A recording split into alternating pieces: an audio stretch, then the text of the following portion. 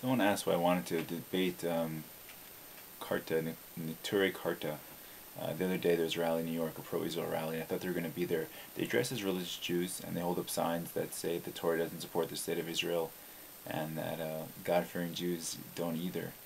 And it's simply it's a falsity. There are many, and the vast majority of Orthodox Jews across the spectrum of Orthodox Jewry staunchly stand with the state of Israel at all times and in all places, for several reasons. Their source in the Torah comes from, I think, Kesubos, I think 111a or b, where basically it says that there are three things you shouldn't do before the Messiah comes, and one is to establish sovereignty in the state of Israel. But the reality is that this establishment wasn't something that the Jews forced upon the world. It was something that was a result of an extreme guilt felt by the world in terms of the Jewish problem. The world saw as a Jewish problem, that the Jews were always a nomadic people, being exiled from different countries because of anti-Semitism, even though at all times, in all places, they helped every single country in which they were located. By the end of the Second World War, people saw that this was just getting out of hand, and the actions of the murderous man, whose name I won't mention, had invoked in people such a deep sense of regret and embarrassment that they said, please just give them some land. The secular Zionists were insistent, and they wanted Israel specifically. There are already a lot of Jews living there, of course. There's always been, not always, but since the times of the first Aliyah and the second major Aliyah. And the British mandate was anyway ending in the region, and they agreed. And of course the Arabs, there's originally supposed to be two states that everyone knows, and the Arabs disagreed and they said, we're going to wipe you off the map. And they fought several wars, and they keep losing the wars because God's clearly on the side of the Jewish people. So that's their source, and that's how you debunk their source. But it's not only that. In regards to this current offensive, it says in the Jewish law, as expounded by the Rambam, the great codifier of Jewish law, in Hilchas Rotzeach, the laws of murder, that if someone comes to kill you, you are to kill them first, and this is a positive commandment, because you have to defend your life. It says furthermore in the Hilchas of Shabbos, that if someone comes to your city, even just to take straw, to steal straw from you, we suspect they might attack you, you can desecrate the Holy Sabbath, which is probably one of the most serious things in the entire Torah, and you can kill them, you can attack them, because if they take your city, they might come to take other cities. Rashi mentions this. It's in Shulchan Aruch. The Alter Rebbe mentions it in his Shulchan Aruch, at least.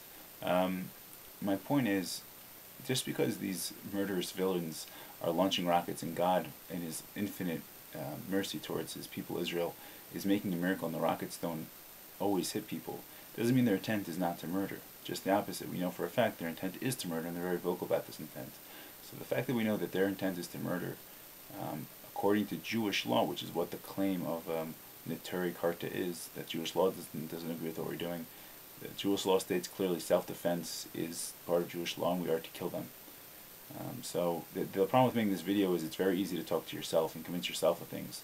But I wanted to go on the streets. They're very good at yelling at people. Usually they yell in the Yiddish accent, you don't have a beard, you don't have a hat, a yarmulke, you're not even Jewish. And rarely do religious Jews talk back to them, but you probably know me to be a little brazen, and I wouldn't have no mind getting into a shouting match with these people, but they weren't there from what I could make out, and I apologize for that. But I hope this helps dispel a lot of the myths. You know, you see people, ignoramuses, literally cutting and pasting Torah Jews against Zionism, you know, and they make it seem like if you're a religious, God-fearing Jew, you don't support the state of Israel, whereas if you walk into a vast majority of Orthodox shuls, especially modern Orthodox, you will actually see the flag of the state of Israel. Not only that, they added to the liturgy around 1948, please God bless the state of Israel, they called it Reishis Smichas Guleseinu, the beginning of the sprouting of our redemption. Now Hasidim didn't accept this, but it doesn't mean that modern Orthodox isn't doing it, and they are still even doing it today.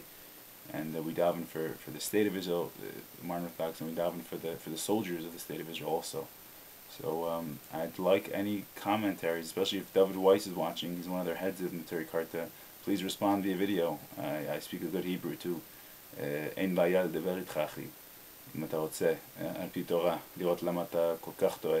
In my opinion, זה החילול השם הכי גדול שבכל הדור הזה, לראות דתי שעומד כנגד המדינה, כנגד יהודים. לא רק זה, אתה עומד עם השונאי ישראל, וזה עברה גדולה ורצינה מאוד, ואתה חכמון רצון, אתה תסבול בשביל זה. אני מקווה שלא, כי אתה יכול לחזור בתשובה, אבל ממה שאני שומע עליך, אתה לא רוצה.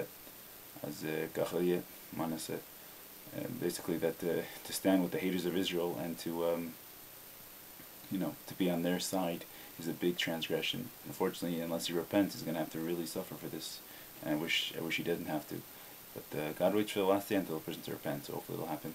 Okay, I hope this helps, and may God bless His people Israel, may protect them, and not only that, the entirety of creation. May we engender a world of world peace and an end of economic disparity sooner than later, because we are godly beings in a physical reality. Thanks so much, and God bless.